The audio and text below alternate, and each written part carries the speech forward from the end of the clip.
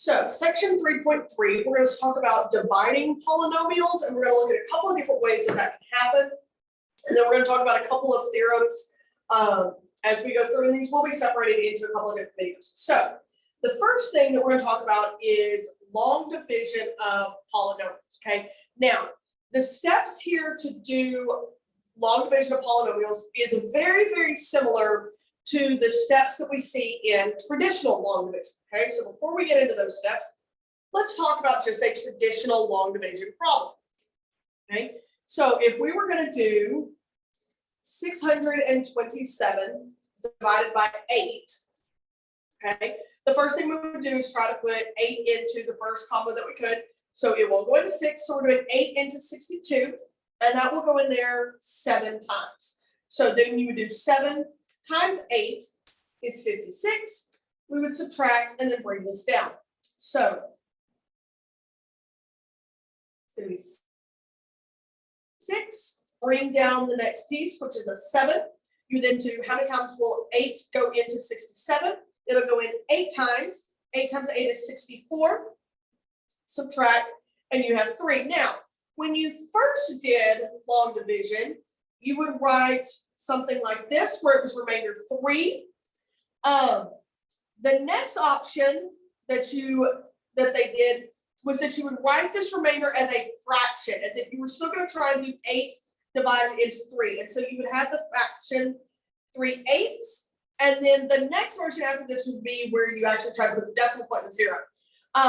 This is the format that we're actually going to be utilizing when we get into our long division. So now, going back and talking kind of step by step as we're going through for our long division, first thing that needs to happen is for both pieces, the equation that we're dividing and what we're dividing by, we need to have them in terms in descending order. Now, for the piece that we are dividing, we need to also add in any 0 terms where they're needed. We need to make sure that if we're missing an x squared term, we have a 0x squared written in.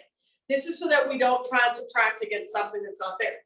Then we're going to, very similarly, divide the first term of the dividend, which is what you're dividing by, or the dividend is what you're dividing by the first term in the divisor. And I'll show you what that looks like. Then we're going to multiply, similar. We're going to subtract, we'll bring down the next term, and we'll repeat. We'll see how this looks. Now, the example that we're going to look at is we're going to divide 7 minus 11x minus 3x squared plus 2x cubed by x minus 3. So I went ahead and got that written over here on my board so that I can show you how this is going to work out. So first off, we're going to set up our division. Because under here, we need to work in order from highest power to lowest. So we're going to start with that 2x cubed. Then we've got a minus 3x squared.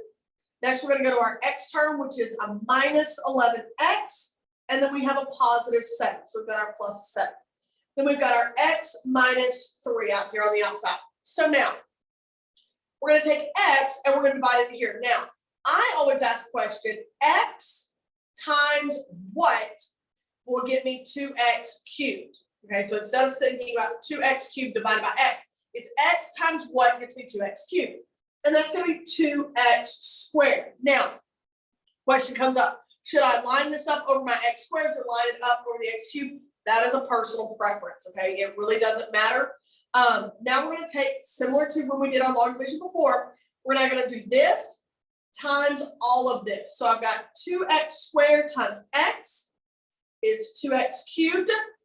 2x squared times minus 3 is going to be negative 6x squared. I'm going to put my subtract out here. 2x cubed minus 2x cubed, those should cancel out. I have negative 3x squared minus a negative. Minus a negative turns into plus. So I have negative 3x squared plus 6x squared is going to be positive 3x squared. And then I'm going to bring down my next term. It's going to be a minus 11x. And now we repeat. X times what gets me 3x squared? Well, that's positive 3x. So here we go. 3x times x is 3x squared. 3x times minus 3 is negative 9x. I'm going to subtract again. 3x squared minus 3x squared, again, those are going to cancel away. Negative 11x, here I've got that minus again, that's going to turn into plus. So negative 11x plus 9x is negative 2x, and I'm going to bring down that next term. So I've got a plus 7 now. X times what is negative 2x? I've got minus 2. So negative 2 times x is negative 2x. Negative 2 times negative 3 is positive 6. Subtract negative 2x minus negative, again, that's going to turn into a plus. Those cancel each other out. 7 minus 6 is 1. Now, I cannot make x go into 1. So the way that we handle this is we put plus, and then I'm going to take this 1, whatever's left over, divided by the original division piece. So I have 1 over x minus 3, similar to how we did the 3 over 8 that I had left over in that other problem, okay? So this is what it looks like for us to do polynomial long division.